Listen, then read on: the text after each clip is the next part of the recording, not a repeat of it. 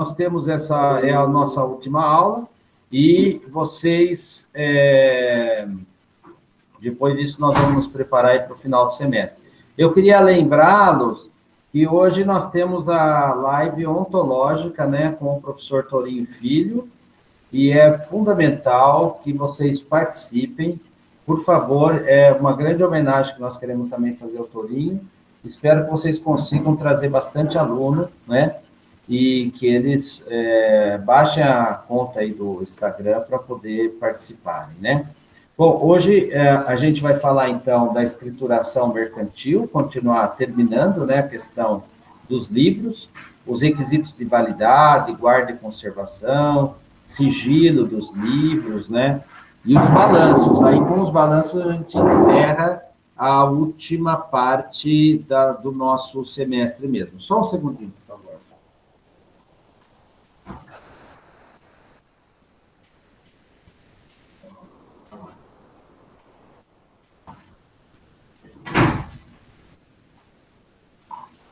Bom, muito bem. Vamos lá, vamos lá. Espera aí. Então, aqui está o que nós vamos fazer hoje. Vocês receberam os slides, né? E a segunda obrigação, então, de todos os empresários, sociedades empresárias no Brasil, conforme vocês já sabem, a primeira obrigação é o registro, né? O registrar-se nos órgãos de registro, que são as juntas comerciais, nos termos lá do 967, 968 do Código Civil, e para as sociedades 981.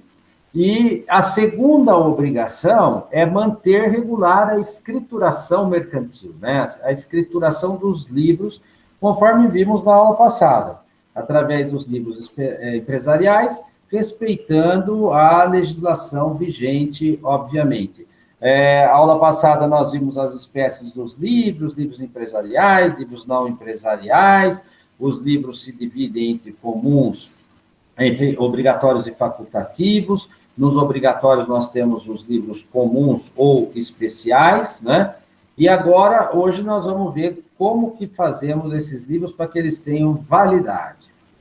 Bom, os livros deverão respeitar todos os requisitos de validade. Os requisitos são intrínsecos e extrínsecos. Para que os livros respeitem esses requisitos de validade, então tem que seguir uma série de regras que nós vamos estudar hoje, né?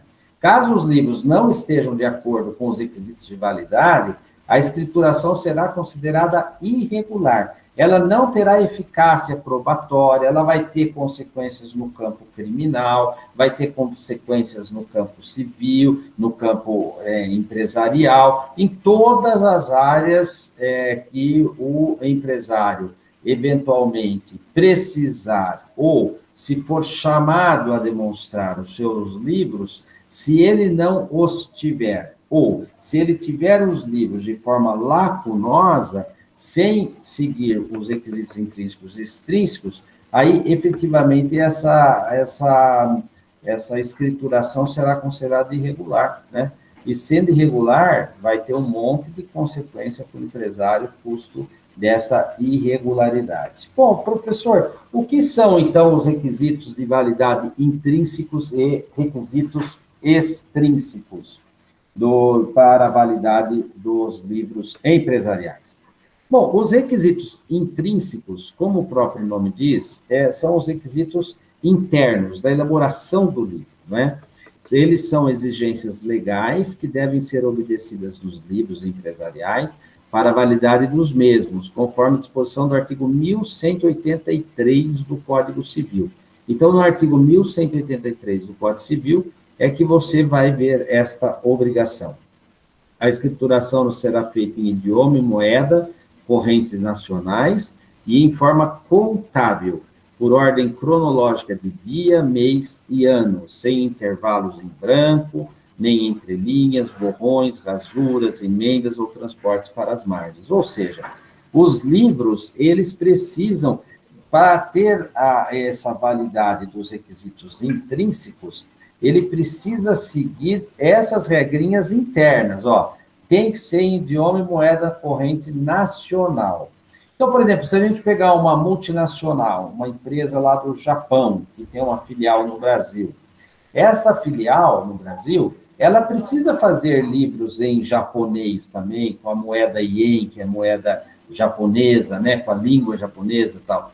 Mas ela até pode ter esse livro para mandar lá para os acionistas, né, para a matriz, tal. Ela pode ter os livros, claro, em inglês, em japonês, em ien e tal, mas obrigatoriamente ela tem que ter um livro em português e em moeda nacional, o real, né? Bom, também tem que seguir uma forma contábil. Essa forma contábil tem uma lei própria da contabilidade, que nós já vimos até os princípios na aula passada, né? E essa lei tem que ser seguida, mesmo que a lei do Japão de contabilidade tenha outro tipo de norma lá no Japão, aqui, aquela multinacional japonesa, a sua filial, vai ter que seguir a lei contábil brasileira. E todos os créditos, débitos, lançamento bancário, tudo o que acontece com a empresa vai estar lançada ali na ordem cronológica do dia, mês e ano, não pode ter borrão, não pode ter rasura, porque senão a fraude poderia ser feita ali, você entende, no livro?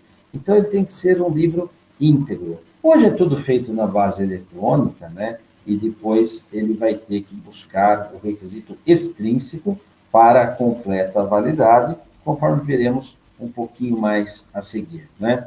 Bom, em resumo, então, os requisitos são idioma nacional, moeda corrente, respeito à forma contábil, ordem cronológica, não pode ter intervalo em branco, porque senão você insere uma fraude depois, né? Não pode ter borrões, rasuras, tanto que há um decreto antigo, sabe, dos livros, dizendo até se eventualmente tiver um erro, como reparar esse erro com borrões. Porque antigamente o livro era feito à mão mesmo, né? Num livro mesmo, sabe? Então hoje já não tem mais esse problema, né, da correção, porque se corrigir antes de buscar o requisito extrínseco, você pode ali já imprimir a nova página, né? O que não pode é, depois do livro estar pronto, você refazer para incluir ou tirar uma informação essencial e fundamental que poderá, inclusive, caracterizar uma fraude desse livro, né? Bom, esses são os requisitos intrínsecos, então, da feitura do livro, de como se realizar o livro, da parte interna do livro. Mas há também que se seguir, para ter validade o livro, o requisito extrínseco. Extrínsecos são exteriores ao livro, são os requisitos de validade, aquilo que dará validade ao livro, né? Esses requisitos extrínsecos, eles são exigências legais que devem ser obedecidas para a abertura e encerramento do livro. Tanto a abertura do livro como o encerramento. O cumprimento desses requisitos, eles se materializam por meio do ato de registro chamado autenticação, que nós já estudamos, né? Quando estudamos a Lei de 1934, lá no artigo 32 da lei, você lembra que tinha quais são os serviços que presta a junta comercial para todos os comerciantes do Brasil? Quais são? Arquivamento, né, dos atos constitutivos, alteração de contrato e tal, autenticação dos livros, né? A gente estudou. E também tem aquele outro ato que é a matrícula, mas a matrícula não tem nenhuma relação com empresário e sociedade empresária, né? Vocês se lembram? A matrícula, ela é uma forma de como se registra na junta comercial aquele agente auxiliar ao comércio, que são 4 tipos, né? O leiloeiro, o trapicheiro, o administrador da armazém geral e o tradutor e intérprete comercial. Muito bem. Mas o artigo 1181 do Código Civil também, que é posterior à lei de 1934, né? Ele replicou esta obrigação, ó, dá uma olhadinha, ó, artigo 1181. Salvo disposição especial de lei, os livros obrigatórios, se for o caso as fichas, antes de posta em uso, devem ser autenticados no Registro Público de Empresas Mercantis. Então, se ele for autenticado, para ser autenticado, ele tem que ter abertura e encerramento, porque isso está na lei contábil, onde abriu o livro e onde encerrou, porque você imagina, um livro diário, imaginem um livro diário do Magazine Luiza, imagina, né? São milhares de páginas, então vão ter vários livros, livro 1, livro 2, livro 3, livro 4, tudo numerado certinho, entende? Então, você tem que ter termo de abertura e de encerramento, e para ele ter validade, tem que levar na junta comercial para ser autenticado. Quando a junta comercial bate o carimbo, ele não entra no mérito daquela contabilidade, se está boa, está mal, ele só tem que ver, foi feito conforme a contabilidade? Foi. Os dados, a junta comercial nem vê esses dados, né?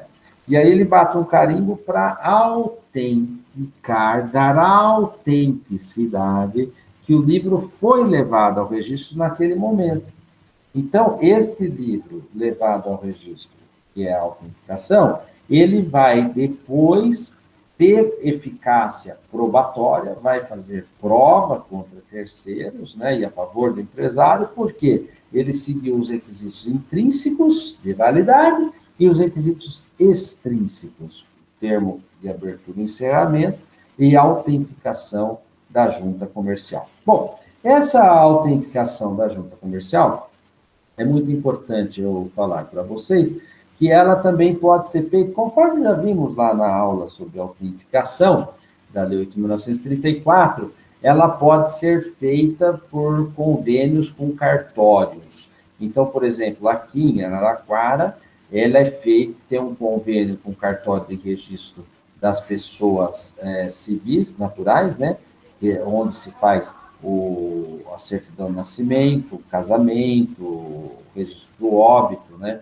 Então, nesse cartório, é um convênio com a junta comercial, então o empresário leva o livro aqui no cartório, o cartório carimba o livro para autenticar aquele documento, mas o cartório está fazendo isso em nome da junta comercial, entende? Quem faz é a junta comercial. Por delegação, esse cartório poderá então autenticar o livro, que é fundamental, né, essa autenticação, tá? Bom, esse cumprimento dos requisitos intrínsecos, então, eles vão se materializar pela existência do termo de abertura e de encerramento, conforme falado, né? Isso consta, inclusive, de uma instrução normativa do DREI, instrução número 11, ó. Os instrumentos de escrituração conterão termo de abertura e de encerramento, que indicarão, aí vai falando tudo que tem que indicar, né? Depois, a autenticação também na instrução normativa 11 do DREI, o artigo 12 também vai falar que é obrigado a autenticação, ó. Lavrados termos de abertura e encerramento, os instrumentos de escrituração dos empresários, das sociedades empresárias, de caráter obrigatório, somente os livros obrigatórios. Agora, o empresário pode também autenticar livro não obrigatório, se ele quiser, entende? Mas o obrigatório, ele tem que obrigatoriamente autenticar, tá? Se ele tiver um livro facultativo, ele não precisa autenticar, se ele quiser só, né? Então, esses livros de caráter obrigatório, salvo disposição especial em lei, deverão ser submetidos à autenticação da junta comercial, né? Antes ou depois de efetuada a escrituração, quando se tratar de livro em papel, conjunta ficha contínua e, após efetuada a escrituração, quando se tratar de microfichas geradas através de microfilmagem, que é o que todo mundo faz hoje, que é o livro digital. Ainda lá no artigo 12 da Instrução Normativa DREI, o empresário e a sociedade empresária poderão autenticar livros não obrigatórios, conforme acabei de falar, né? Você é obrigado a autenticar o livro obrigatório, que no Brasil é o livro diário. Mas, se você quiser autenticar um livro não obrigatório, para você ter mais ainda consistência e provas a seu favor, você pode fazer, ó, está lá no parágrafo 1º do artigo 12 da Instrução Normativa 11, né? Bom, é dispensado da exigência desse artigo o pequeno empresário, que você está cansado de saber, lá do 970, do Código Civil, que é o MEI, o microempresário individual, que fatura atualmente até R$ 81 mil anual, né? Muito bom. Se os livros são tão importantes assim, e eles, com os requisitos intrínsecos e extrínsecos, eles vão ter todas aquelas consequências, tal, a favor do empresário, né? Esse livro tem que ser guardado por quanto tempo? Esta é uma pergunta que mexe com todo mundo, porque imaginemos agora, nessa pandemia, esse problema todo da recuperação judicial, extrajudicial, essas exigências para evitar a falência das empresas, etc. Todo mundo, se for buscar o socorro do judiciário, precisará entregar os livros empresariais e demonstrá-los a sua existência. Se você não conseguir demonstrar que tem os livros, eles estão regulares, o juiz vai decretar falência e essa falência será fraudulenta. Então, é um risco muito grande. Por isso, você tem que ter os livros empresariais. Agora, você tem que ter por quanto tempo, não é verdade? Porque tem empresa que tem 100 anos, ela tem desde o primeiro livro guardado. Para que ela guarda esse livro? Se ela não tiver fins históricos, né, para poder verificar isso e tal. Então, o 1194 do Código Civil enfrentou esse problema. O empresário e a sociedade, diz o texto da lei, são obrigados a conservar em boa guarda toda a escrituração, correspondência e mais papéis concernentes à sua atividade, enquanto não ocorrer prescrição ou decadência no tocante aos atos nele consignados. Então, ora, se você tem no livro obrigações que ainda não prescreveram ou não decaiu o direito de questionamento delas, você não pode jogar o livro fora. Você não pode. Porque se você precisar fazer prova da sua regularidade perante terceiros ou perante qualquer um que esteja questionando, você tem o livro lá guardado. Se você jogar fora, como vai acontecer? Entendeu? Então, qual é esse prazo, professor?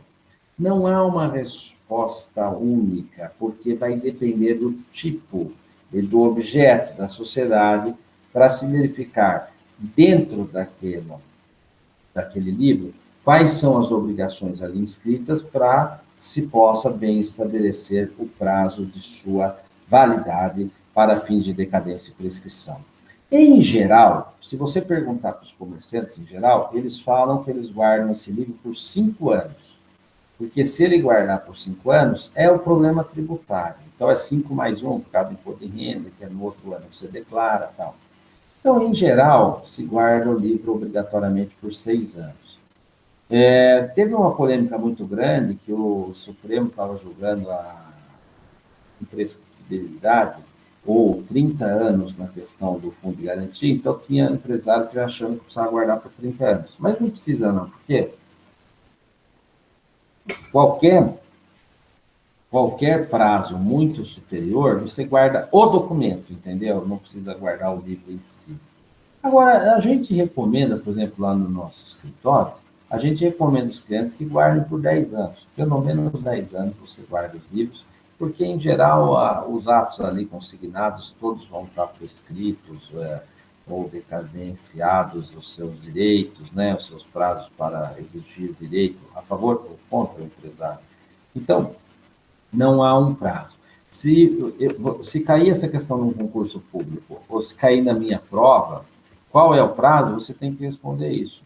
Enquanto tem que ser guardado, enquanto não ocorrer prescrição ou decadência no tocante aos atos nele consignados. Não digam 5 anos, 6 anos ou 10 anos.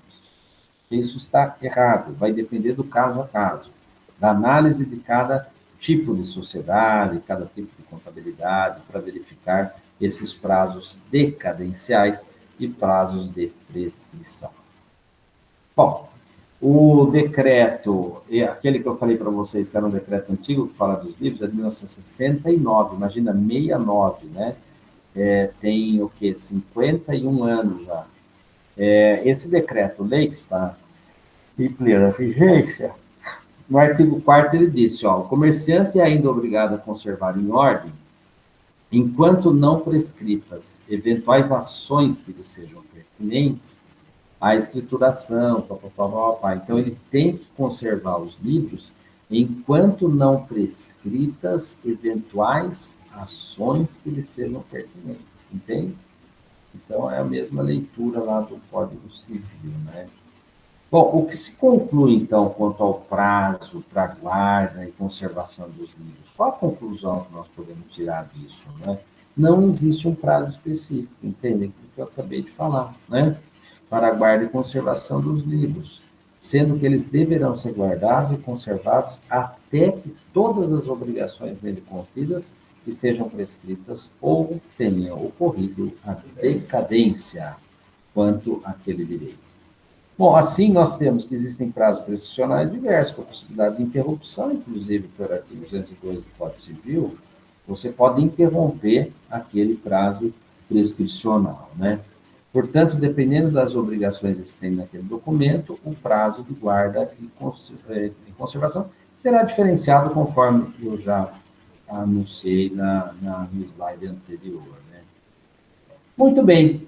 Se o livro tem que ser guardado, se ele tem essa importância toda no universo brasileiro de proteção à empresa, se o livro precisa estar conservado de toda forma, e o empresário até tem esse medo, por quanto tempo eu tenho que guardá-lo, e o tempo enquanto não estiverem prescritos ou decadentes os prazos nele contidos, né?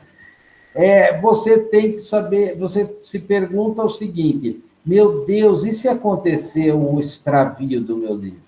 E se eu perder o livro? Ou se tiver um incêndio, esse livro for perdido, ou uma enchente, se perder o livro? O que fazer se ele é tão importante?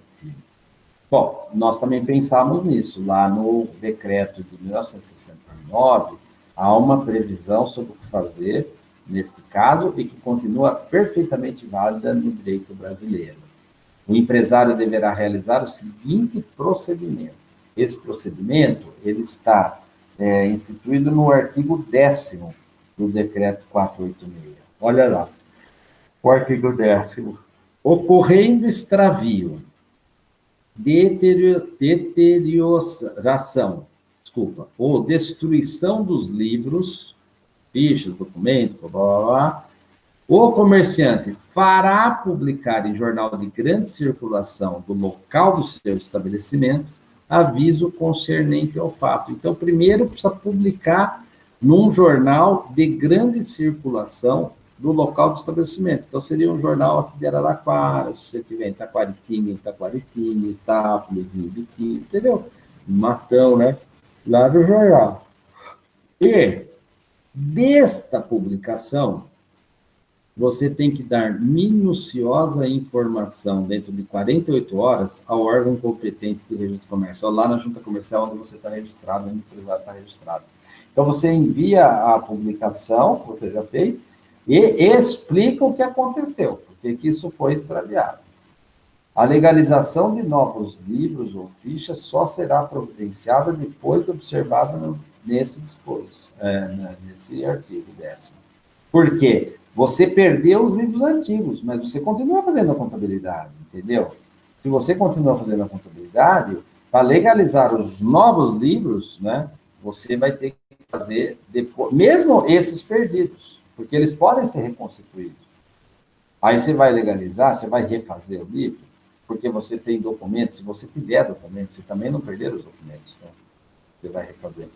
Então, você vai poder providenciar depois de fazer tudo isso direitinho. Se você fez isso direitinho, você pode até reconstituir o livro. O artigo 34 da Instrução Normativa 11 da DREI, ela também vai dar todo um roteiro do que fazer no eventual extravio do livro empresarial. Vamos ver rapidamente, ó.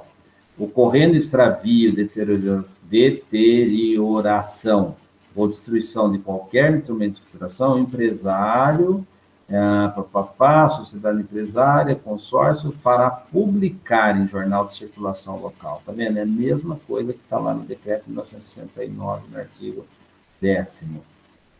Fará minuciosa informação adjunta. Recomposta a escrituração, quando possível, porque vai que no incêndio também queimaram os documentos, né? O novo instrumento receberá o mesmo número de ordem do substituído, daquele livro que já tinha, porque o livro já existia, né? Então, ele já tinha levado a autenticação.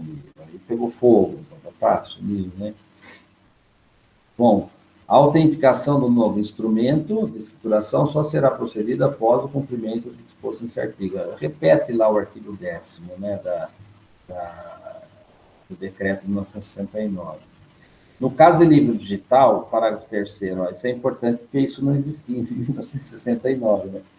No caso de livro digital, enquanto for mantida uma via do instrumento objeto de extravio, deterioração ou destruição no espírito, a junta comercial não autenticará livro substituto, devendo o empresário ou sociedade empresária obter reprodução do instrumento junto à administradora daquele sistema. Então, no livro digital, é mais fácil você recuperar aquele livro integralmente, né? Bom, muito bem. Então, tratamos da importância do livro, quais são os requisitos, quais são os tipos de livro, quais são os requisitos para sua validade, por quanto tempo deve ser conservado, e depois, se extraviar, o que vai acontecer com esse livro. Tratamos de todos esses assuntos. Vamos agora falar da importância do sigilo dos livros empresariais. Qual é a importância de se guardar o sigilo? Você se lembra do artigo 29 da Lei 8.934? Esse artigo 29, você deve lembrar-se que era aquele artigo que trazia toda a obrigação de que os dados disponibilizados na junta comercial são públicos. Entre a publicidade do ato e o direito individual de sigilo, o legislador optou pela publicidade pelo artigo 29 da Lei 28 de 1934. Isto não se aplica aos livros empresariais. Se aplica ao registro, que está registrado na junta. Tanto que a autenticação do livro, a junta comercial bate o carimbo lá, garantido que foi autenticado, e devolve o livro para o empresário. O livro não fica na junta comercial. Entende? Então, aquela publicidade não se estende aos livros. Os livros contêm o segredo de cada empresa. E ele contém o segredo de cada empresa, ele não pode ser público. Porque o sonho de um concorrente é conhecer os segredos do outro concorrente. Então, ele não pode ser público, o livro. As grandes empresas têm as suas informações de transparência, tal, porque elas lançam ações no mercado, então tem um controle pela CVM, mas mesmo assim o livro continua sendo sigiloso. Vamos ver esse primeiro slide sobre esse tema. Parte do segredo de sucesso de uma empresa está contido em seus livros, que eu acabei de dizer, né? Vês que lá está demonstrado como a empresa compra matéria-prima, forma que realiza pagamento, quem são os fornecedores, e tem práticas negociais diferentes do que o concorrente faz com outras, entende o problema? Essas informações são segredos empresariais que poderão fazer o diferencial no produto final, tanto na qualidade quanto no preço. Daí a importância do sigilo. O livro é sigiloso. Em regra, os livros empresariais são sigilosos, não tem jeito. Os livros são sigilosos, pois guardam os segredos das empresas, né? As informações confidenciais somente interessariam a própria empresa. Não tem que ter publicidade. O sigilo dos livros se contrapõe à publicidade dos atos de registro, conforme eu já falei, mas são justificáveis. Lá tem que ser público, aqui não, aqui é privado, né? Por esses motivos aí apresentados. O artigo 1190 do Código Civil enfrenta também esta problemática. Olha só como diz o artigo 1190, prestem bastante atenção nesses enunciados legais agora. Olha. Ressalvados os casos previstos em lei, nenhuma autoridade, olha só, é impressionante o texto, nenhuma autoridade, nenhum juiz ou tribunal sob qualquer pretexto, poderá fazer ou ordenar diligência para verificar se o empregado da sociedade empresária observa ou não, em seus livros e fichas, as formalidades prescritas em lei. Porque a junta comercial, ela não tem um fiscal que fica indo na empresa ver se ela tem um livro ou não tem um livro. Não pode ser alguma. O empresário vai precisar depois mostrar seus livros se ele for pedir o favor legal, se ele for pedir uma recuperação, se ele tiver sua falência decretada, ele tem que demonstrar o livro. Então, cabe a ele ser o próprio fiscal do seu livro, da guarda, da boa conservação, conforme já estudado anteriormente, né? Então, mas aqui o Código Civil está ampliando, dizendo que nem o juiz pode determinar a exibição do livro, pode ver o livro, pode determinar que seja público. Olha que impressionante esse artigo, né? Mas vamos verificar, porque tem várias exceções, obviamente. A primeira das exceções está aqui, no artigo 1193, né? E você já devia estar imaginando um pouquinho, professor, mas esse sigilo, como vai fazer com o sigilo se você tem o fiscal precisa ver o livro para ver se está recolhendo bem os impostos? Porque quando o fiscal chega numa empresa, ele vai direto na contabilidade, ver se estão recolhendo os impostos corretamente, entende? Por isso, o 1193, as restrições estabelecidas nesse capítulo, que é a questão do sigilo, ao exame da escrituração, em parte, examinar em parte, ou examinar por inteiro, não se aplica às autoridades fazendárias no exercício da fiscalização do pagamento de impostos, nos termos estritos das respectivas leis estatais especiais. Então, se o fiscal for numa empresa e ele tiver efetivamente fiscalizando para a questão de impostos, como disse aqui, no exercício da fiscalização do pagamento de impostos, ele pode requisitar o livro, ele pode até levar o livro, apreender o livro. A lei tributária permite isso, mas ele tem que justificar porque está levando esse livro, entende? É para verificar a questão tributária.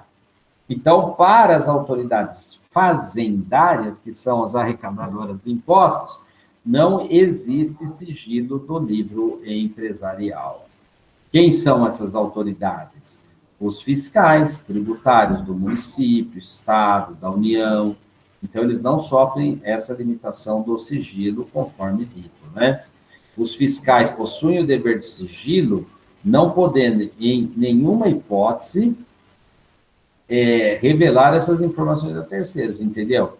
Então, o sigilo dos livros não se aplica para o fiscal. Ele pode ver, mas ele tem que manter sigilo daquelas informações. Não pode nem contar para a esposa, se for um fiscal casado, entendeu?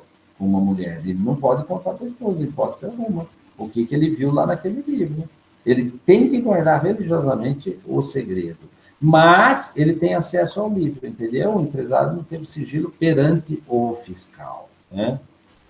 Bom, desta forma, então, o direito desenvolveu duas coisas muito interessantes, que é a forma, são duas, né? São duas formas de exibição do livro, porque às vezes vai ser necessário exibir.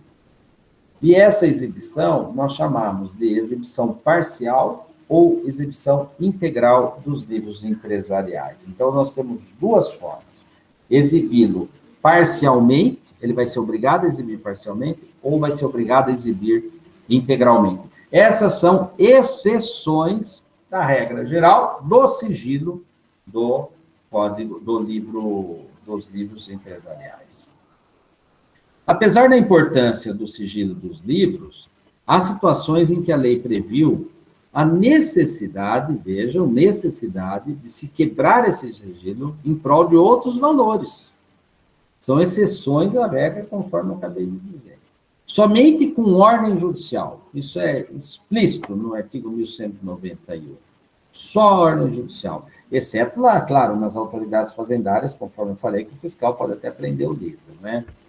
Então, no 1191, nós vamos verificar já as hipóteses de exibição de forma parcial ou forma integral dos livros empresariais, né? O 1191, então, do Código Civil é que vai prescrever essa disciplina. O juiz só poderá autorizar, só poderá. Então, veja que o juiz aqui tem poderes absolutamente limitados. Ele só poderá autorizar a exibição integral dos livros, portanto, o livro inteiro pode ser conhecido, né?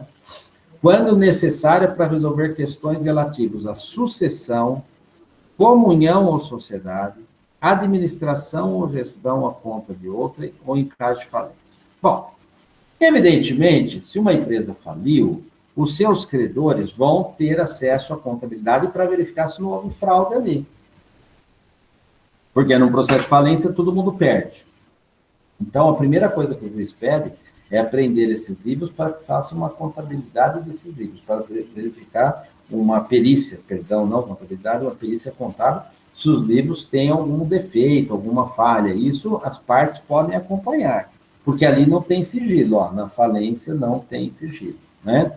Mas em outros casos também, de sucessão, por exemplo, morre um sócio de uma sociedade empresária. Os outros sócios que ficaram não querem que os herdeiros entrem naquela sociedade.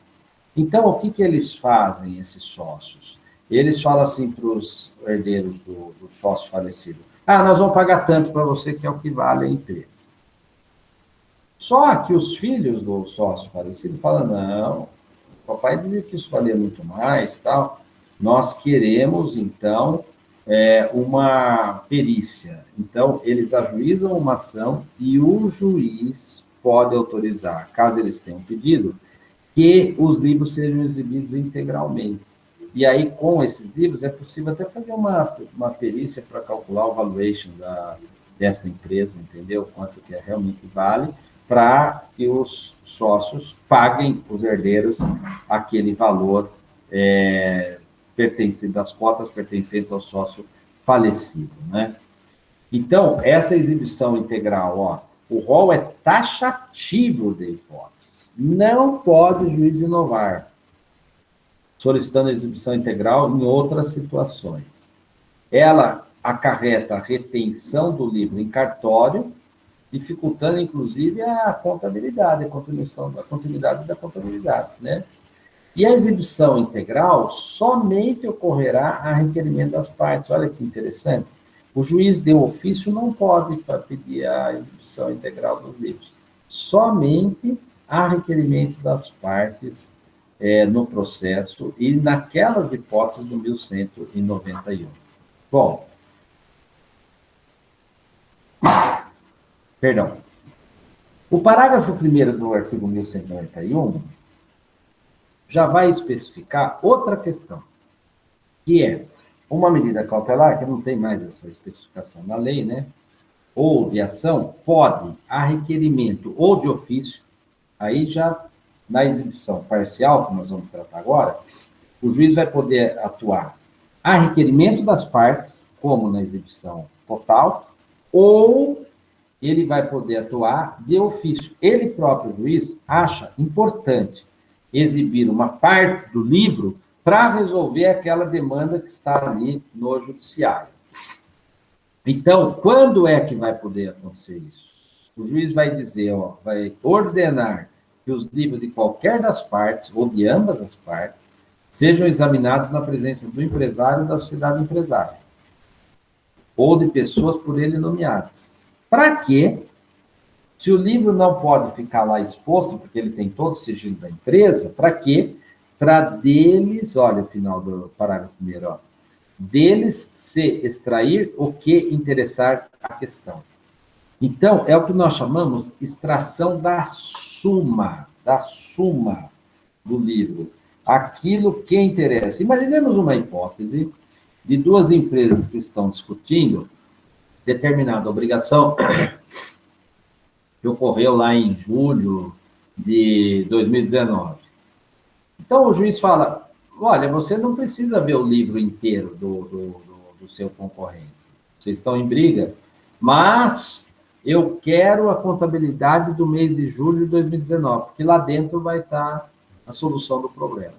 Então, isso o juiz determina uma exibição parcial do livro, somente do julho de 2019, eles trazem perante o juiz, examinam e extraem cópia, que nós chamamos de suma, do livro, somente esta cópia que interessar às partes ao litígio ali. Por isso que se chama exibição parcial.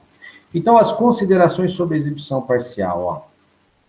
Ela pode ocorrer em qualquer ação, medida cautelar, a requerimento das partes ou de ofício, então pode ser a requerimento das partes ou de ofício, exame dos livros na presença da outra parte ou dos seus representantes, vai extrair uma cópia da parte que interessar, por isso que a gente chama extração da suma, aquilo que interessa, né? E não vai haver a retenção do livro no cartório, porque se houver a retenção do livro no cartório, obviamente, aí não tem mais sigilo, todo mundo fica sabendo sobre tudo, né? Então, por isso que na exibição parcial é só aquilo que interessar ali naquele momento. Bom, e se o empresário se recusar? Aí o juiz determina, manda ele determinar o juiz determina que se exiba aquele livro obrigatório, lá ali, o livro integralmente, o livro obrigatório, de forma integral, naquelas hipóteses do 1191. Ou o juiz, ele determina que se faça a exibição parcial do livro no termo do parágrafo 1º do 1191. E o empresário se nega. Ele fala, eu não vou cumprir, não vou exibir o meu livro. Né? O que vai acontecer? O Código Civil tratou também brilhantemente desse problema no artigo 1192. Recusada a apresentação dos livros nos casos do artigo antecedente, serão apreendidos judicialmente. Então, se o juiz determinar uma exibição integral dos livros, e os livros não forem entregues, vai ter uma apreensão judicial dos livros. Agora, se for parcial, o juiz determinou a exibição parcial dos livros e o empresário não entregar o livro, não trouxer a lide, aquele livro, vão se tornar presumidos os fatos narrados na inicial. Então, olha lá como está. E no seu parágrafo 1º, que é a exibição parcial, ter-se-á como verdadeiro o alegado pela parte contrária para se provar pelos livros. Imaginemos uma hipótese que um empresário ajuize uma ação contra outro empresário, dizendo que no mês de julho de 2019 tem lá na sua contabilidade uma operação que não quitada, da qual ele tem direitos, ou seja, alguma coisa que se possa provar somente com os livros. Bom, com a contabilidade de julho de 2019.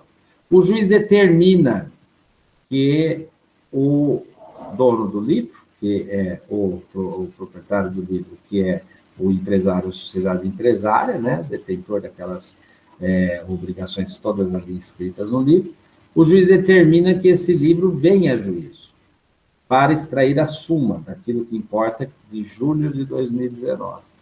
E o empresário, o réu ou a sociedade empresária, não traz o livro ao juiz. Ele fala, eu não vou levar, não. É segredo, eu não vou levar. Mas o juiz determinou, só o mês de julho. E ele se recusa. Sabe o que faz o juiz? Não manda a polícia na casa dele prender nada. A apreensão é só no caso da exibição total. O juiz considera que aqueles fatos alegados pelo autor da demanda estavam corretos. Ó, o fato alegado pela parte contrária para se provar pelos livros, está correto, né? Então, serão considerados verdadeiros aqueles fatos. A confissão resultante dessa recusa pode ser ilibida por prova documental contrária. Ou seja, vamos imaginar outra vez a hipótese, o professor Fernando Passos está num lado, ele é um empresário individual, e lá no livro pode ser provado alguma coisa. Aqui tem um empresário B que entrou com ação contra o professor Fernando Passos, contra a empresa. E ele precisa do livro na página lá de julho de 2019. Eu, professor Fernando Passos, me recuso a entregar esse livro. Então, se eu me recusar, os fatos alegados pelo autor serão considerados válidos, né? Conforme serão considerados verdadeiros, conforme o artigo 1192. Então, a gente chama isso uma certa confissão minha, né? Eu podia me defender, não me defendi, entreguei o livro. Então, estou confessando que o outro tem razão. Por isso que chama de uma confissão resultante da recusa, né? Todavia, eu posso me recusar, mas eu posso mostrar que eu tenho documentos que comprovem que está equivocada a ação e que o autor não tem direito. Como, por exemplo, eu tenho um instrumento de quitação daquela dívida, e ele fala que eu não paguei. Então, não precisa apresentar o livro, eu apresento o instrumento de quitação, conforme o parágrafo único do 1192 nos autoriza. A confissão resultante da recusa pode ser elidida por prova documental em contrário. Entendem isto? É bem interessante essa matéria, né? E vejam que está bem regulamentada pelo nosso Código Civil, né? Bom, conforme eu já havia dito, somente para especificar ainda mais, no Estado de São Paulo, determinado pelo o exercício da autenticação, né? O artigo 147 do tomo 2 das normas extrajudiciais da Corregedoria Geral da Justiça permitiu que fosse feito esse acordo, né, com o convênio com os cartórios para que eles pudessem autenticar os livros. Olha o 147, ó. A autenticação dos livros mercantis será feita pelo Registro Civil das Pessoas Naturais, que é o caso aqui de Araraquara, tá vendo? E aí, aqui ele faz a autenticação em nome da Junta Comercial, obviamente, né? Muito bem, assim a gente terminou a segunda obrigação de todos os empresários, cidades e empresários no Brasil, que é manter regular a escrituração mercantil, hoje chama de escrituração empresarial, né? E a gente terminou todos esses aspectos, inclusive da eficácia probatória do livro, etc., os requisitos e tudo mais. Agora vamos entrar, para encerrar, a terceira obrigação de todos os empresários, cidadãos e empresárias, também aqui, com a mesma exceção lá do MEI, que não precisa fazer os livros empresariais obrigatórios. A terceira obrigação é levantar de forma periódica os balanços patrimonial e balanço de resultado econômico. São dois balanços, portanto, que devem ser levantados: o balanço patrimonial e o balanço de resultado econômico. Essa terceira obrigação, ela advém do artigo 1179 também, do mesmo artigo lá que fala dos livros, né? Ela advém de lá, e no finalzinho, depois que fala que precisa manter os livros, ele fala assim, é obrigação também, obrigação de levantar anualmente o balanço patrimonial e o balanço de resultado econômico. Portanto, são dois balanços que têm obrigação.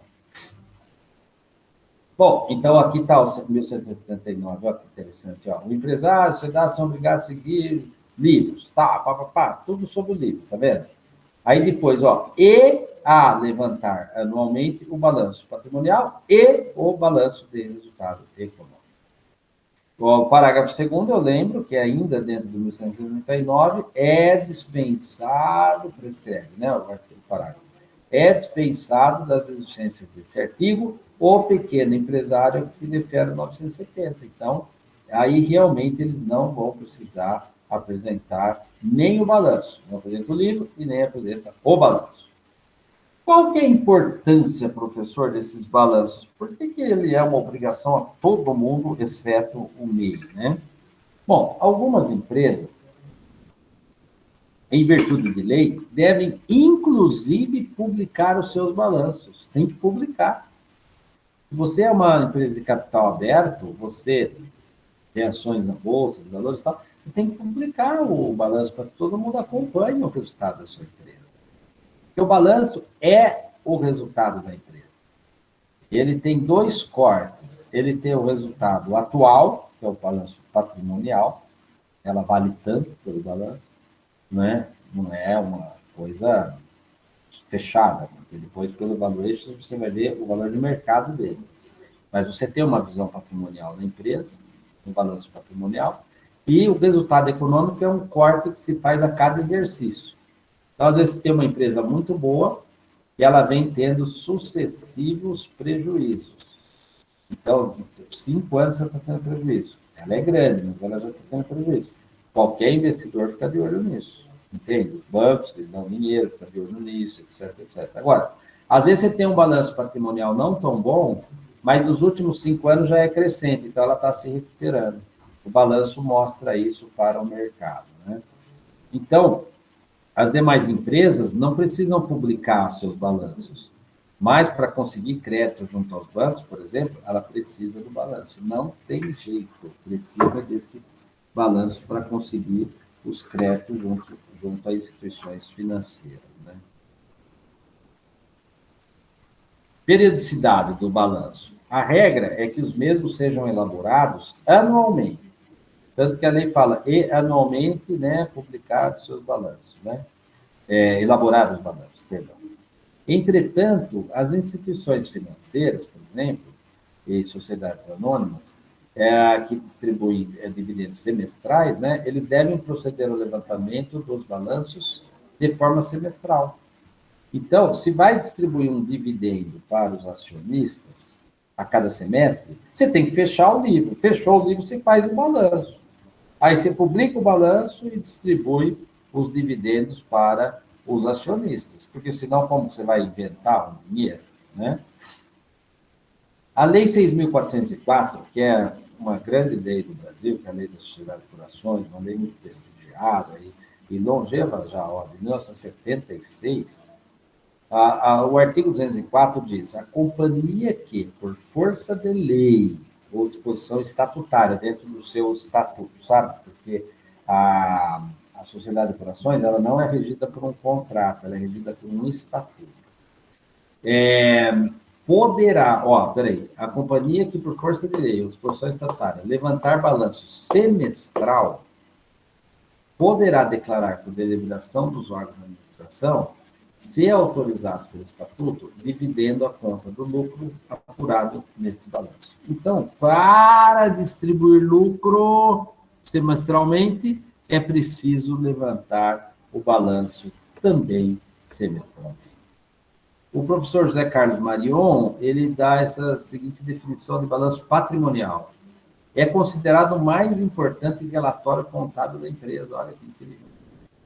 Oferecendo elementos que permitem compreender o seu estado econômico. É um balanço mesmo, é um balanço que mostra mais ou menos como está essa empresa. Por isso que o José Carlos Marion fala corretamente, é o relatório contábil mais importante da empresa. O conceito legal de balanço, o balanço patrimonial, está lá no 1188, o conceito. Deverá exprimir com fidelidade e clareza a situação real da empresa, não é uma coisa fictícia. E, atendidas as peculiaridades desta, bem como as disposições das leis especiais, encarado distintamente o ativo e o passivo. Lembra daqueles princípios que nós vimos na aula passada da atividade contábil? Lá fala que o contador tem que ser bem conservador. Ele tem que incluir, nos ativos ele tem que ser moderado e no passivo ele tem que ser absolutamente ativo. Ele tem que indicar, sem moderação, qual o passivo dessa empresa, porque os credores vão ficar já preocupados ou não, dependendo do passivo, dos resultados finais das empresas. E o próprio sócio, acionista, né, o acionista vai ter muita preocupação se o passivo for maior que o ativo, né? Porque significa que a empresa dele já está falindo, entendeu? Isso você vê pelo balanço. Né?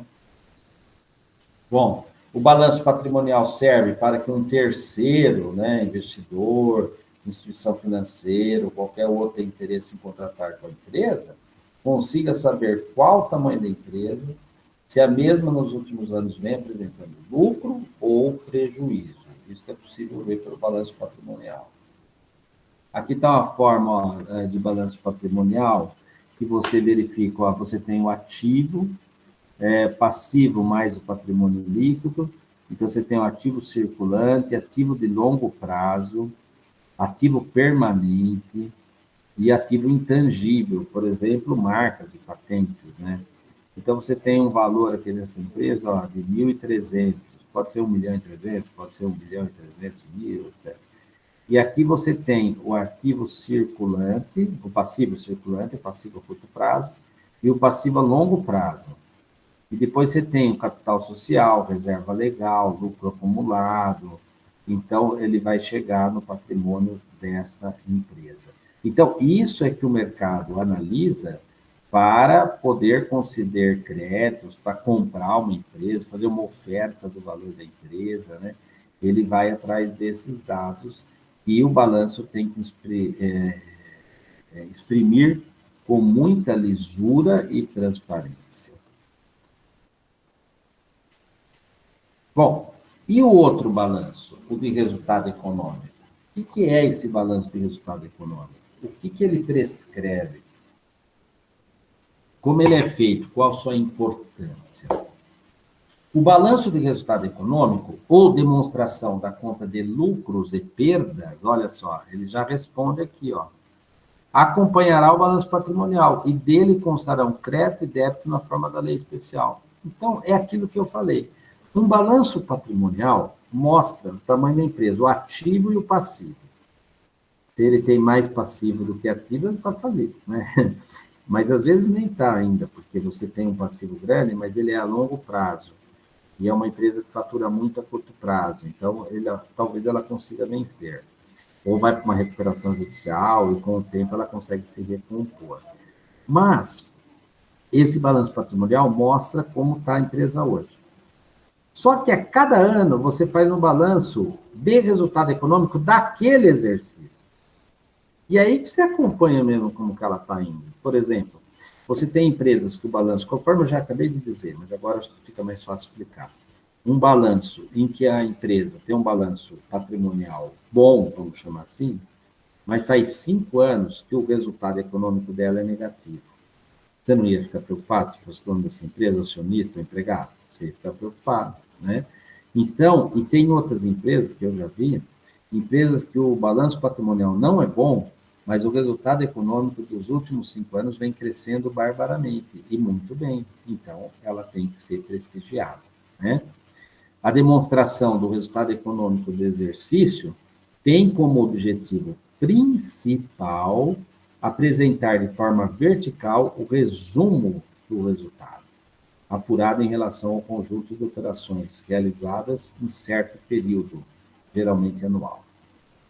Importante ainda demonstrar que os balanços possuem alguns requisitos de validade também, viu? O balanço, para ter validade, ele tem que seguir os requisitos de validade, que são iguais, ou intrínsecos e extrínsecos, mesma coisa. Porque se o balanço é, na verdade, um resumo dos livros, então ele tem que seguir os mesmos requisitos, ó, moeda nacional, idioma nacional, forma contábil, ordem cronológica, e os requisitos extrínsecos, que são o quê?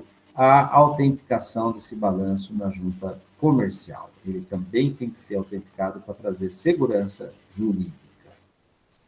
Tem uma consideração ainda que eu gostaria de fazer, que é de suma importância, ó, lembrar que para se ter uma visão global da empresa, global, é necessário observarmos, além do balanço patrimonial, então, que já vimos, a demonstração do resultado econômico. Vez que o primeiro demonstra a situação da empresa em um determinado momento, e o segundo representa a movimentação de um determinado período, apurando se naquele período a empresa teve lucro ou prejuízo, entende? Então, o balanço patrimonial é a empresa como um todo, e o resultado econômico é só do último exercício, você vê se está indo bem ou está indo mal. Aqui está um balanço periódico, o balanço de resultado econômico, ó. Você vai colocar a receita operacional bruta, quanto que vendeu, produtos, mercadorias, a prestação de serviço. Aí você vai deduzir da receita bruta a devolução, os abatimentos, os impostos, né? E depois você vai também reduzir os custos das vendas, custos dos produtos, etc. E você vai ter o resultado operacional bruto. Esse resultado que é o que importa. Porque se você pode ter muita receita, mas se você gastou mais para fabricar, você vai ter prejuízo, entendeu? Não adianta nada. E o balanço de resultado econômico é que vai ter que demonstrar isso, né? Ó, o resultado operacional do período, você tem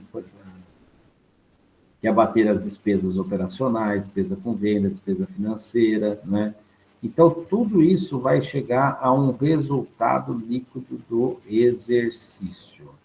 Isso que é importante você entender num balanço de resultado econômico. Porque se você não entender essa questão do balanço de resultado econômico, você não vai saber se a empresa está indo mal ou está indo bem. E isso vai ser essencial para a movimentação no mercado de ações. Tanto que o mercado de ações tem uma movimentação muito grande quando se divulgam os balanços, né? Porque ali você vai verificando o resultado real da empresa, se vale a pena investir nessa empresa ou não vale a pena investir nessa empresa. Bom, assim a gente termina a nossa disciplina do primeiro semestre, né? E agora vamos para a nossa avaliação, e para agosto a gente estar juntos, né? Já na forma presencial, se Deus quiser, que é o nosso grande sonho, é que a gente se encontre em agosto de forma presencial. E, peraí, só um pouquinho, deixa eu parar a apresentação, para a gente retomar as nossas atividades da forma mais normal possível, né? Bom, essas eram as considerações que eu queria fazer na aula. Estou à disposição para esclarecimentos que vocês julguem oportunos.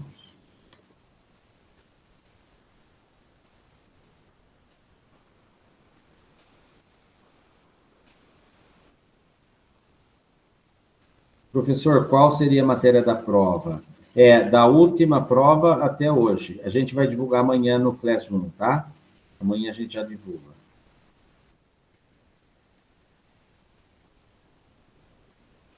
Pessoal, não esquece de entrar na live do Torinho hoje, viu? Ajuda a divulgar. Vamos fazer essa homenagem grande para ele. Vai ser muito legal.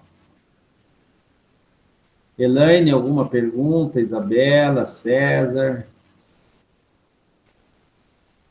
João. Estou vendo aqui, tem... no chat aqui tem alguma coisa. Vamos ver.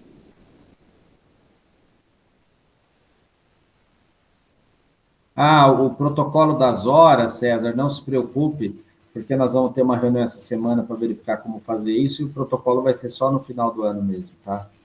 Tranquilo quanto a isso. Mais alguma questão, meus queridos amigos? Não? Então, eu vou encerrar a aula.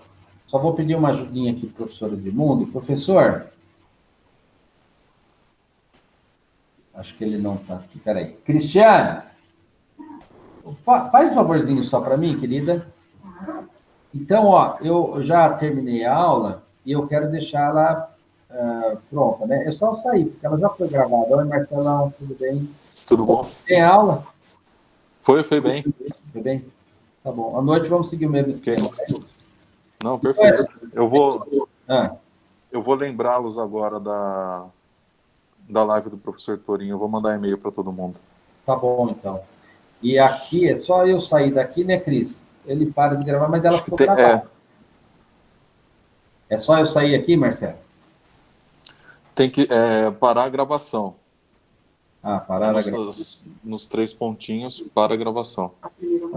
Interromper a gravação. A gravação será salva no Google Drive. Perfeito. Interromper.